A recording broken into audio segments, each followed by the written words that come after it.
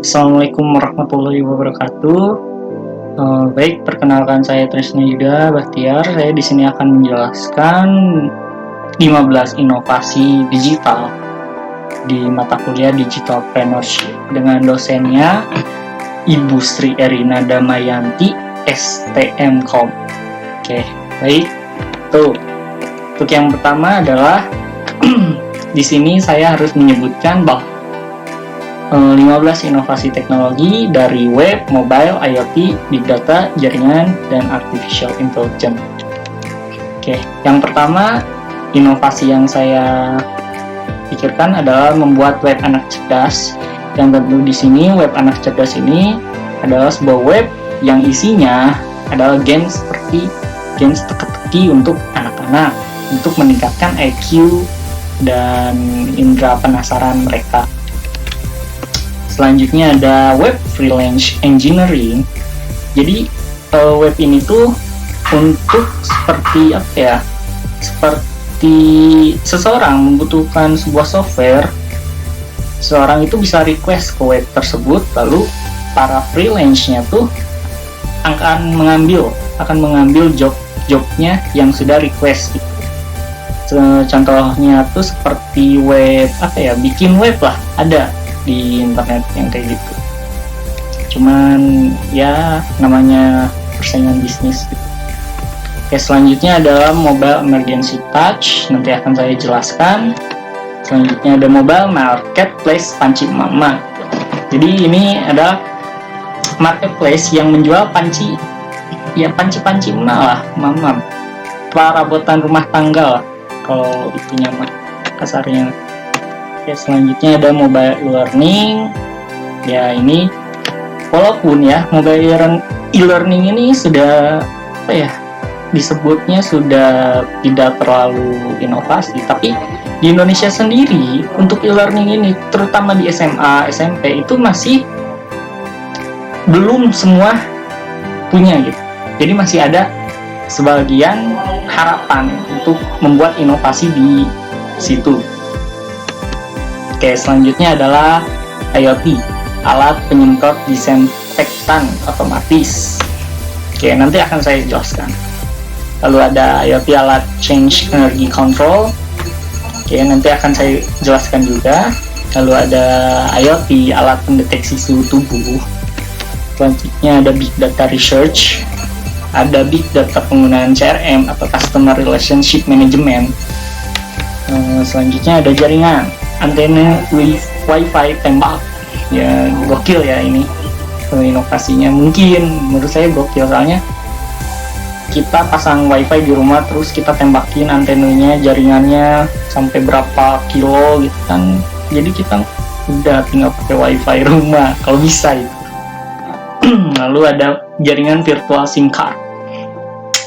Ada virtual SIM card, ini adalah inovasi terbaru ya.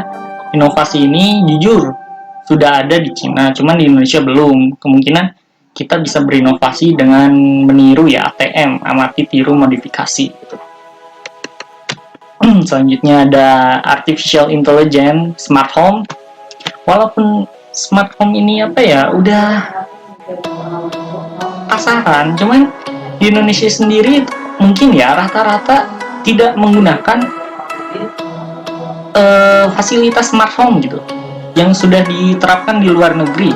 Masih banyak yang menggunakan manual. Kemungkinan ini bisa diterapkan, bisa menjadi sebuah ladang bisnis gitu. Lalu ada artificial smart assistant. Langsung ada artificial smart camera phone. Oke. Selanjutnya adalah 5 inovasi terbaik. Oke, pertama, mobile emergency touch. Ya, ini saya akan jadikan the best ya menurut saya. Kenapa soalnya the best? Soalnya mobile emergency touch ini adalah aplikasi yang berguna untuk pelindungan diri gitu, terutama untuk kaum wanita karena rentan terlibat dalam kasus kejahatan. Dengan menekan tombol emergency yang sudah disediakan, maka pihak developer akan bekerja sama dengan pihak kepolisian untuk sigap menelpon orang yang membutuhkan pertolongan dengan cara melacak GPS keberadaan si korban, lalu berkoordinasi dengan polisi yang terdekat dengan lokasi terbang. Jadi ini teknologi yang menurut saya yang mungkin bisa membantu orang banyak gitu. Oke, kedua adalah IoT, alat penyemprot disinfektan otomatis. Ya, alat ini mungkin berguna banget lah di dunia sekarang karena penyakit penyebaran virus COVID-19 yang semakin mengganas, maka alat ini patut untuk digunakan.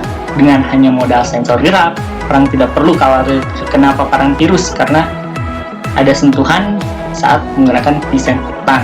Jadi kalau semprotan kan disemprot itu berarti gagangnya dipegang kan? Ini enggak. Tuh. Lalu yang ketiga adalah alat change energy control. Nah, alat ini tuh mungkin memanfaatkan energi matahari atau solar cell dan PLN gitu dengan berbasis IoT yang dilengkapi oleh artificial intelligence. Kita dapat menghemat energi atau pengeluaran uang untuk mendapatkan sumber listrik yang diberikan oleh PLN gitu. Dengan adanya IoT, kita dapat menggantikan sumber listrik yang awalnya dari PLN diubah menjadi energi matahari atau yang sering kita sebut dengan solar cell. Walaupun inovasi ini sudah ketinggalan zaman, namun tidak bagi Indonesia karena sebagian masyarakat masih menggunakan energi bersumber dari PLN dan belum memanfaatkan energi alternatif. Gitu, teman-teman. Oke, yang keempat adalah jaringan virtual SIM card. Ini adalah sebuah terobosan baru menurut saya sangat efektif karena tidak membutuhkan SIM card dan WiFi. Oke, karena akan otomatis mencari jaringan yang stabil dan terbaik dimanapun lokasinya. Yang mungkin jika kita pindah ke negara Eropa atau Asia, pindah ke hutan, enggak ke hutan juga ya, ke kota lain, kita nggak perlu mengganti SIM card, untuk mendapatkan jaringan yang terbaik gitu. Karena ini sudah otomatis terdeteksi dan menggunakan jaringan yang stabil dan terbaik. Ini sudah diterapkan di Cina dan sudah diluncurkan smartphone-nya. Oke. Lalu ada artificial smart camera phone. Ya, ini adalah sebuah fitur ya yang digunakan untuk menyeleksi siapakah pengguna smartphone tersebut. Ini sangat berguna untuk orang tua yang tidak ingin anaknya menjadi kecanduan smartphone. Oke, kenapa? Karena di dalamnya ada fitur pembatasan usia. Jadi ketika anak menggunakan HP-nya, otomatis si fitur ini akan mendeteksi bahwa yang menggunakan handphone ini adalah seorang anak. Jadi auto ngeblok semua yang ada fitur-fitur seperti game, seperti apalah, agar mereka tidak bisa memainkan handphonenya seperti itu. Dan ini pun sangat berguna ketika handphone smartphone kalian hilang. Walaupun data-data handphone kalian sudah di-reboot atau pabrik ulang, fitur ini akan mendeteksi siapa sih sebenarnya pemilik asli dari smartphone ini, karena di dalamnya sudah ada big data dan menyimpan data muka pengguna setiap hari yang disupport dengan artificial intelligence. Oke. Selanjutnya adalah entrepreneur ya.